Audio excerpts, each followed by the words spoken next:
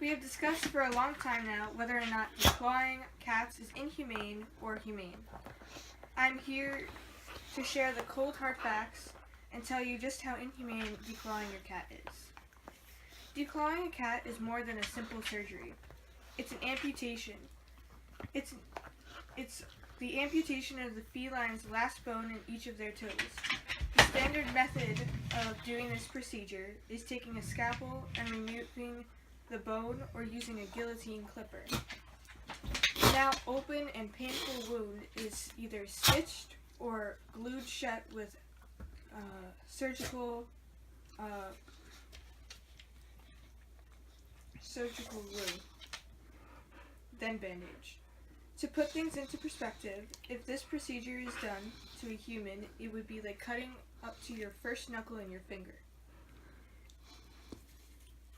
This is a horrible procedure that felines endure because of the lack of knowledge due for the long-lasting effects it has on the animal. Oftentimes, this procedure will allow the animal to experience a type of infection, chronic pain in their paws, tissue death, lameness, and back pain. Not to mention you are taking away a means of defense and changing their behavior.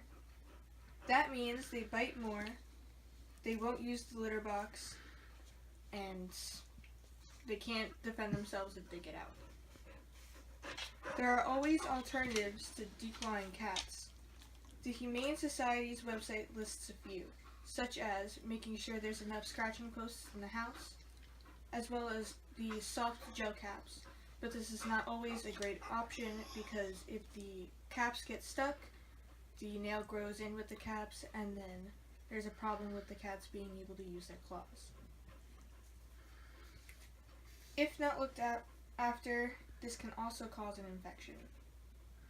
The declawing procedure is slowly being banned across our nation, allowing us to join other countries in the world that deem this act absolutely inhumane. Listen. I would now like to show you guys a video of what I found on declawing cats and why it's very painful for them. So here we go. Cat destroying my furniture. How do I make sure that my children are not scratched by the cat?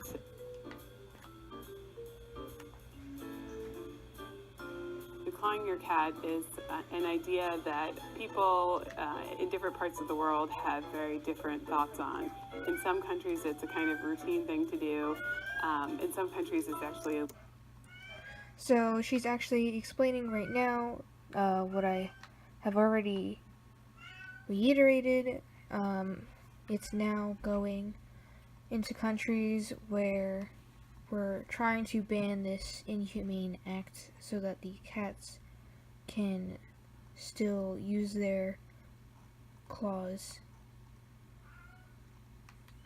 illegal to do. In America, it used to be just something that was done to indoor cats and is now sort of seen as cruel. It's apparently very painful for cats. They're not great at expressing their pain, but it seems like it's an operation that is a lot more invasive than people originally thought. It shows how we are trying to navigate this relationship with these animals, which is very new. Cats didn't live inside of our houses full time until about 40 years ago. We had to sort of start managing this relationship and figuring out, why is the cat destroying my furniture? How do I make sure that my children are not scratched by the cat? We've had to come up with a lot of different solutions. For one of these solutions, we can use the plastic caps that I have spoken about. For me personally, when we first got my cat, we thought she was very aggressive, but she was also in a new home. We didn't have a lot of the scratching posts ready for her, and we wanted to think of some way that we can stop her from scratching and harming us, while also trying to make sure that she was safe and not harmed at all. So we ended up using these soft plastic caps, which are now all off of her, and she has free range of her claws because we know the possible problem outcomes that they have.